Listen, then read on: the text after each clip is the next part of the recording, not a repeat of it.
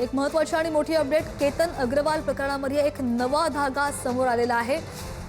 कटाची माहिती असलेला तरुण पोलिसांच्या ताब्यात आल्याची माहिती आहे। हा तरुण चेतन चौधरीचा वर्गमित्र असल्याचं कळतंय।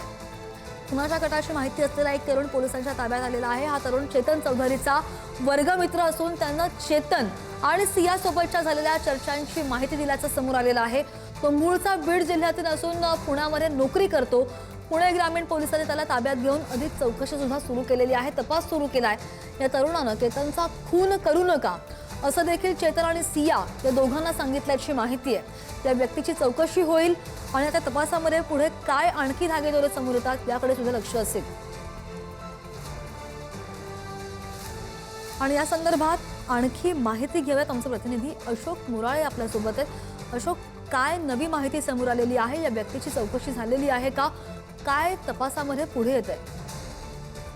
श्रद्धा, केतन अग्रवालच्या खुनामध्ये आणखी एका व्यक्तीला ह्याच्या खुनाची माहिती होती आणि तो जो व्यक्ती आहे तो चेतन चौधरीचा वर्गमित्र आहे।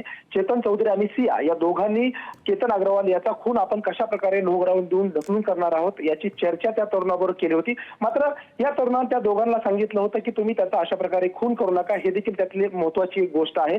हा तरुण चेतन चौधरीचा वर्गमित्र आहे। 29 मे पासून हा त्यांच्या संपर्कामध्ये होता। पहिल्यांदा म्हणजे आता या घटनेमध्ये असं समोर येत आहे की केतन अग्रवाल याच्या खुनाची माहिती आणखी एका व्यक्तीला होती। कदाचित त्या व्यक्तीने ही माहिती जर पोलिसांपर्यंत पोहोचवली असती तर कदाचित केतन अग्रवाल याचा खून या ठिकाणी होण्यापासून वाचला असता। हा तरुण मूळचा बीड जिल्ह्यातील आहे आणि तो बालेवाडी या ठिकाणी एका खाजगी कंपनीमध्ये नोकरी करतो।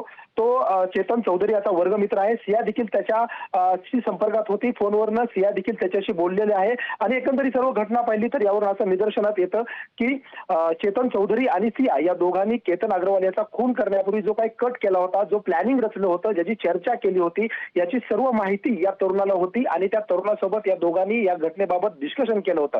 सर्वात गंभीर प्रकार म्हणजे चेतन चौधरी याने या तरुणाला घटनेच्या म्हणजे 18 जूनच्या दिवशी लोहगडावर चालण्याचा आग्रह केला होता। मात्र हा तरुण त्यांच्यासोबत गेला नाही आणि तो बालेवाडीमध्ये थांबला आणि चेतन चौधरी जेव्हा केतनचा खून करून परत पुण्यामध्ये परतला त्यावेळेस त्याने पहिल्यांदा याच तरुणाची भेट घेतल्याची देखील माहिती आहे। श्रद्धा, अगदी आता यापुढे तपास आणखी कसा होतो आणि कारवाई कोणत्या दिशेने होते याकडे सुद्धा लक्ष असेल। ताजे अपडेट घेत राहू। धन्यवाद अशोक, दिलेल्या सगळ्या सविस्तर अपडेटसाठी।